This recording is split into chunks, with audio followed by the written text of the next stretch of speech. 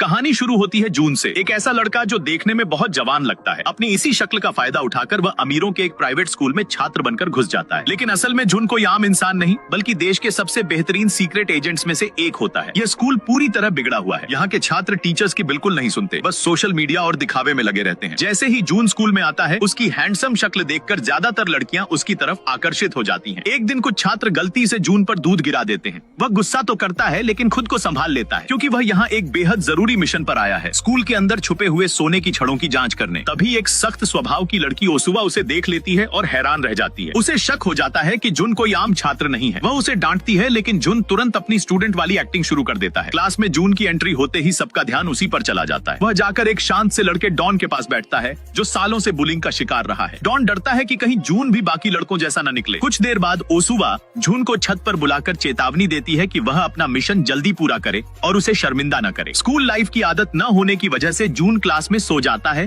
और गलती से अपनी ट्रेनिंग लगभग उजागर कर देता है। स्कूल में घूमते हुए जून को एक रहस्यमयी बिल्डिंग दिखती है, जिस पर अंदर जाना मना है लिखा होता है। उसे यकीन हो जाता है कि असली राज यहीं छुपा है। इसी दौरान वह देखता है कि कुछ गुंडे डॉन को परेशान कर रहे हैं। जून गुस्से में तो आता है, लेकिन खुद को रोक लेता है। बाद में उसे पता चलता है कि डॉन को कूड़ेदान में बंद कर दिया गया था। यह देखकर जून का दिल टूट जाता है। रात के समय जून उसी रहस्यमयी बिल्डिंग में घुसता है और अंदर ओसुवा को भी देख लेता है, जो कुछ छुपा रही होती है। स्कूल में अफवाह फैली होती है कि इस जगह पर सालों पहले एक दर्दनाक घटना हुई थी। एक दिन बुली लोग हद पार कर देते हैं और डॉन को सबके सामने नीचा दिखाने की कोशिश करते हैं। अब जून चुप नहीं रहता। जब बुली उस पर हमला करता है, तो जून अपनी ट्रेनिंग का इस्तेमाल करके उसे रोक देता है। पूरा स्कूल सन्न रह जाता है। इस लड़ाई का वीडियो वायरल हो जाता है, जिससे जून के मिशन पर खतरा मंडराने लगता है। जांच के दौरान जून और उसके दोस्त को उस बिल्डिंग में एक असली कंकाल मिलता है, जो पूरे मामले को और गंभीर बना देता है। धीरे धीरे जून और ओसुवा दुश्मनी से टीम वर्क तक पहुंच जाते हैं। वे मिलकर बुली के खिलाफ सबूत इकट्ठा करते हैं। आखिरकार सच सामने आता है और बुली को स्कूल से निकाल दिया जाता है। डॉन को पहली बार इंसाफ मिलता है और जून अपने सबसे खतरनाक मिशन के और करीब पहुंच जाता है। लड़ाई के बाद ओसुवा धीरे धीरे जून के जख्मों पर दवा लगाती है। दोनों अपनी जीत से राहत और खुशी महसूस करते हैं। ओसुवा उसका धन्यवाद करती है, लेकिन अचानक उसे स्कूल के नियम याद आ जाते हैं और वह खुद को संभाल कर वहाँ से चली जाती है। इसके बाद भी जब जब ओसुवा और जून आमने सामने आते हैं, उनके दिलों की धड़कनें तेज हो जाती हैं। इसी दौरान जून को पता चलता है कि उसकी घड़ी में एक गुप्त चाबी छुपी हुई है, लेकिन उसकी बहन बताती है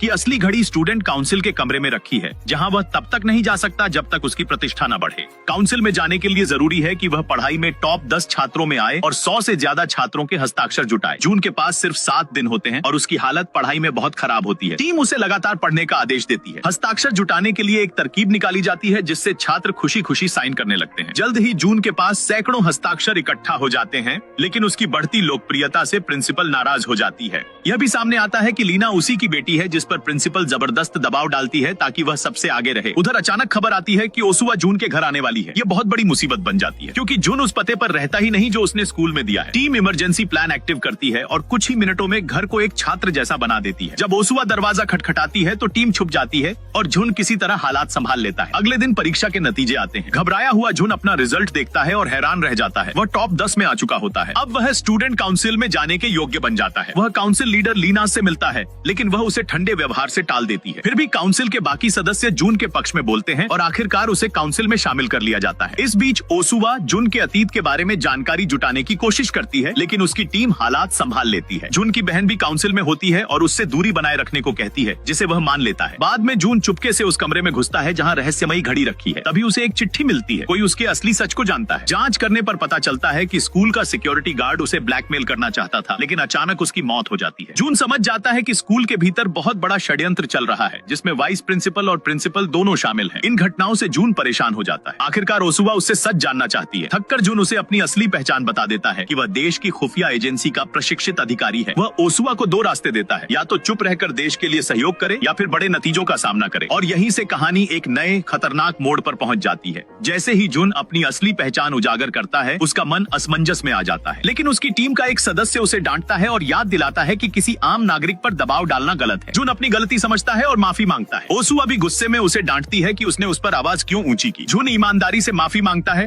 और उससे निवेदन करता है कि उसकी एजेंट पहचान को गुप्त रखे। ओसुवा मजाक में पूछती है कि बदले में उसे क्या मिलेगा, लेकिन सच्चाई ये है कि उसका दिल जून के लिए बहुत नरम पड़ चुका होता है। वह वादा करती है कि मिशन पूरा होने तक वह उसका राज नहीं खोलेगी। वह बस यही चाहती है कि जून उसे अपनी टीम में शामिल करे। जून मना करता है, कहता है कि यह बहुत खतरनाक है। वह दूरी बनाए रखने की कोशिश करता है, क्योंकि स्कूल में उनके बारे में अफवाहें फैल चुकी होती हैं। इसी बीच ओसुवा उसे स्कूल से जुड़ी एक डरावनी कहानी बताती है, जो उसे और सतर्क कर देती है। उधर जून को पता चलता है है कि उसे स्टूडेंट काउंसिल